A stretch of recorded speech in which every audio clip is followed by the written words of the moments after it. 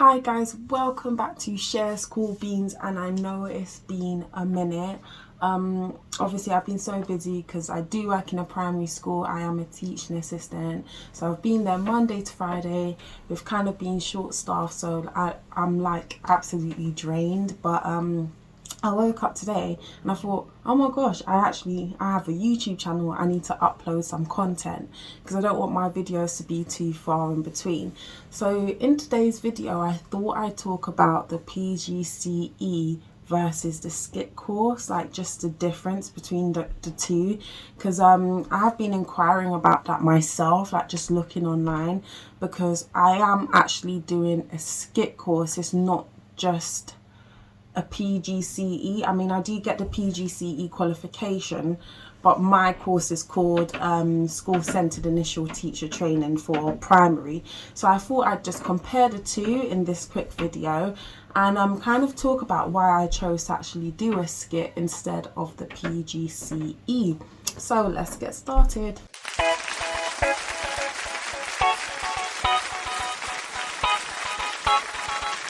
Okay, so the first thing I need you to do is subscribe to the channel. If you're already subscribed, that's amazing, and thank you so much for your support. I have so many videos about the PGCE, and I haven't even started the course yet. So, you know, that just gives you an idea about how passionate I am about it and like how many more videos are to come if I haven't even started yet. Also today I made my first teaching Instagram. Well, I say first, it's supposed to be your only, right? But yeah, I made my own teaching Instagram literally like half an hour ago. So you'll probably see it on the screen around here. Please follow that and like my first post, and I will follow you back. Often on this channel I get a lot of questions, and those particularly come from like my PGC interview video. And I feel so bad sometimes because somebody will ask me a question about something about the interview process, and I'd check it and I'd see it like 4 days later, and they would have said, oh, I have my interview tomorrow, and I didn't get back to them. So if you follow me on Instagram, on my teaching Instagram, miss.coolbeans, and if you have any inquiries, you can just DM me, and I will get back to you soon. I'm not claiming to be any type of expert, but I do have kind of like a few years in education now, so I can give you a little bit of an insight. I mean, this is my second year as a teaching assistant. I've spent 1 year as a voluntary youth worker, and I do have a master's degree in early childhood leadership and practice, so I'll try and give you the best of my knowledge. So we should get started on the video now, right?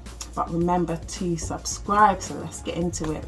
Okay, so the first difference between the PGCE and a SCITT course is probably how much time you spend in school teaching or just being in the school. I know for a PGCE you have to spend a minimum of 24 weeks in the classroom, and with a SCITT course you're in the classroom from day one. Also with this PGCE course, you have kind of like a induction week or few weeks before you actually go on to your first placement. Like I've had some friends who've done the PGCE, which starts usually in September, and they don't actually go into their first placement until October. But with the SCITT course, you will be in the classroom from day one. That's not to say that you will be teaching from day one, but you will definitely be in the classroom, you know, just getting a feel of everything, maybe helping the kids out and observing other teachers. So yeah, that's the first difference between a PGC and a SCITT course. It's the time you actually spend in the classroom. So that brings me on to the next difference between a PGCE and a SCITT course. And the next difference is the time you spend at university or in a centre. So with the PGCE, you do usually spend, I wouldn't say a large amount of time, but you will spend quite a few weeks at university, especially for the first few weeks, as I said before. And I think you do spend like a couple of weeks before you begin each of your 3 placements. You can correct me if I'm wrong, because I'm just going off what I've seen on the internet. But with a SCITT course, you're usually in school. Let's say for the first term, you'll be in school Monday to Wednesdays, and then you'll only have like 2 days in your centre that you're the provider of your SCITT course. You'll only be in the centre for like 2 days or something. You'll never be like at the centre for a few weeks.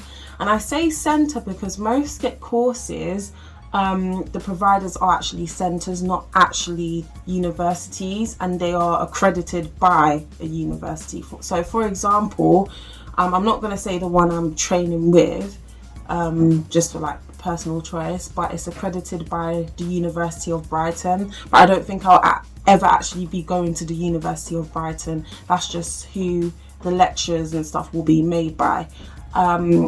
So yeah, still get a PGCE certificate. At the end of it, I'll still be PGCE and QTS qualified. But yeah, I don't think I'll ever actually be going to the University of Brighton. Whereas if I was doing a PGCE alone with the University of Brighton, I'd be attending lectures there. I will be a student of the University of Brighton, if you get what I'm saying. The next difference between a PGCE and a SCITT course is, I just forgot what I was about to say. Yeah, it's the placements. Okay, so usually with a SCITT course, or this is how I came into it anyways, you may already be working in a school, or you may want to work in a specific school of your choice that may offer a SCITT course. So with the SCITT course, you'll get to be like, your school may already be one of the schools associated with that SCITT provider. So obviously I know where I'm going to be like during my placement, and my second placement would be somewhere that is close and that is on the list of the schools that provider works with.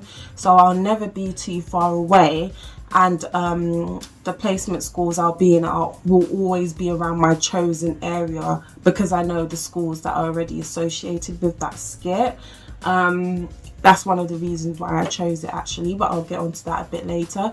With a PGCE, obviously you won't even be looking at specific schools you want to train with first. You'll be looking at the university you want to train with, and once you start the university, I know that you're kind of given like some paperwork that asks questions like, do you drive? Are you comfortable taking public transport? Would you mind traveling for like over half an hour on public transport and things like that?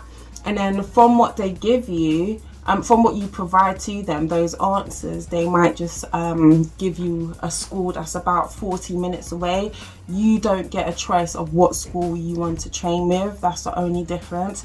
And even though, say you want a school that's under half an hour away, and you put that down on that piece of paperwork, sometimes you might be given a school that's like over an hour away. And I see that with a lot of like PGCE students. Like when I've done my research, they may have had at least one placement that's been quite far away, maybe even like up to an hour or over an hour away, because it's not really in their hands. It's the choice of the university. And for me, I kind of just like to have routine. I like to know where I'm going to be. I like to plan ahead. So that's kind of why I chose my SCITT course. So yeah, that's the second difference, the placements. So SCITT course, you're probably going to know which school you're going to be working at, but with a PGCE, you won't really know until the university tells you, and it probably won't be your choice. Okay, so another difference between the PGCE and the SCITT course is that you can be provided with some scholarships, or what do they call it?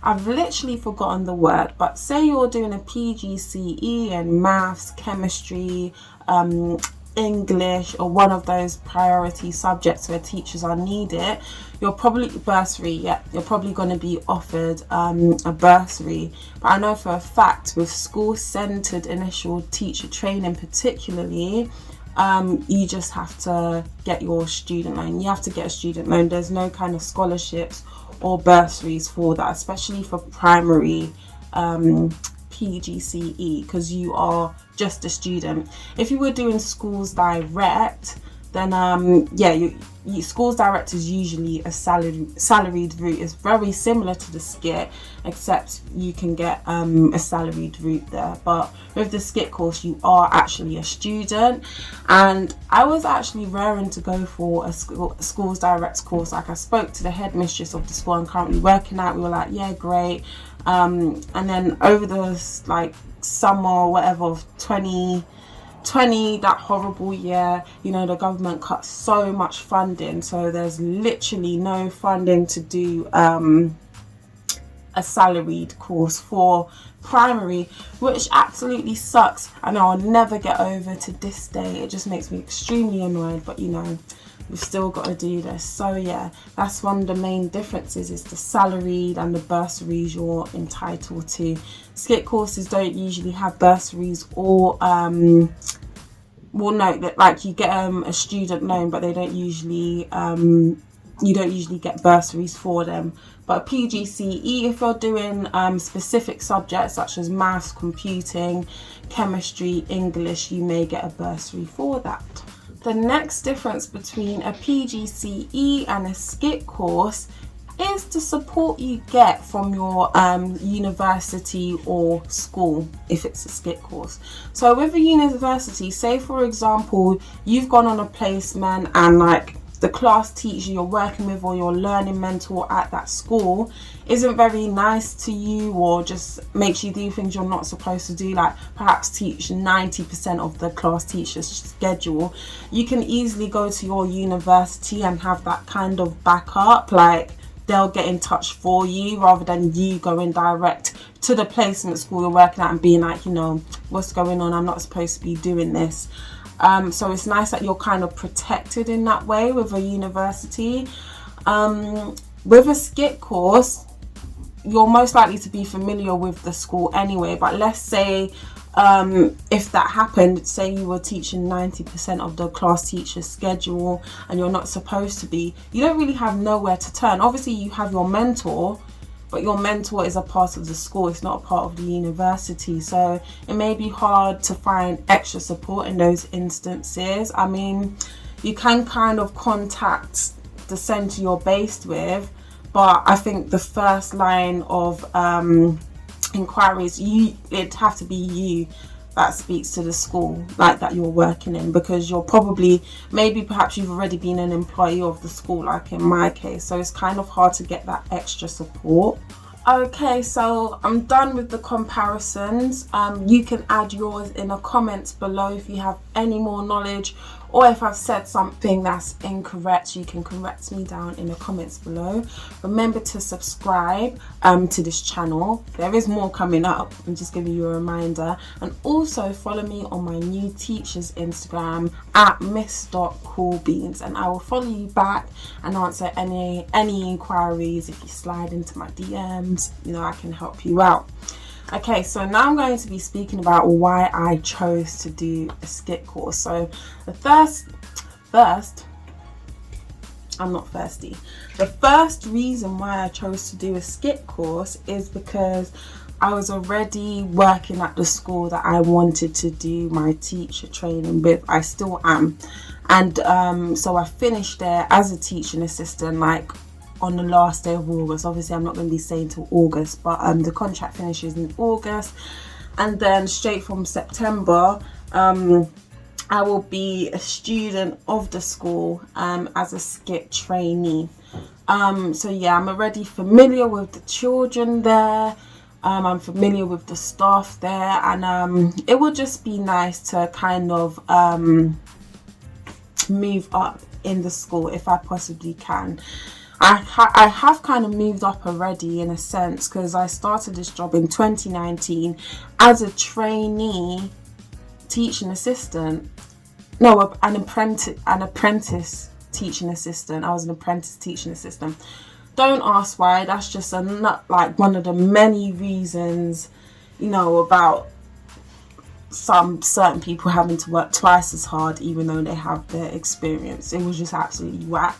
But yeah, I started off at the school as an apprentice teaching assistant, and then literally after 2 months they saw that I don't need to be an apprentice. I kind of know what I'm doing and I have the experience. So I was made like a full-time teaching assistant.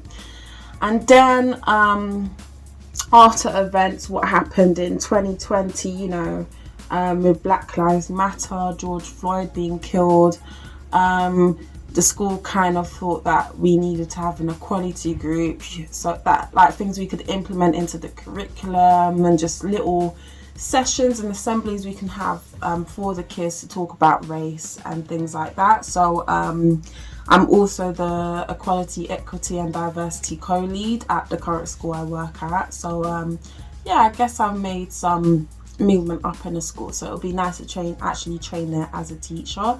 So one of the reasons mainly is progress throughout the same school. The second reason why I chose to do a SCITT course is because I'm kind of done with uni, to be honest. Like, I didn't have a great first year at university. When I was doing my BA, I was at Canterbury and it was so rubbish. Like, it was the worst experience of my life probably. Then I transferred for the last 2 years of uni to the University of Westminster, which was good. And then I graduated in 2018 with my BA. Then straight from 2018 to 2019, I did my master's in early childhood leadership and practice. So I feel like I've kind of spent what feels like a great deal at university, and I just don't want to go back, basically.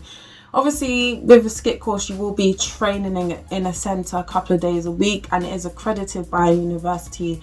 But I won't actually have to go into the university building and like study and have those full-on lectures and stuff. I just don't feel that's for me. Even though I am a strong academic, like I did get a first in my master's degree, but it's just I'm just tired of university. Okay. I just want to be out there doing the job, and that's another reason why I chose the SCITT course, because I want it to be full on. Not full on as in like a lot of the workload, like loads of things to do, but just like being hands-on with the job in the classroom every day.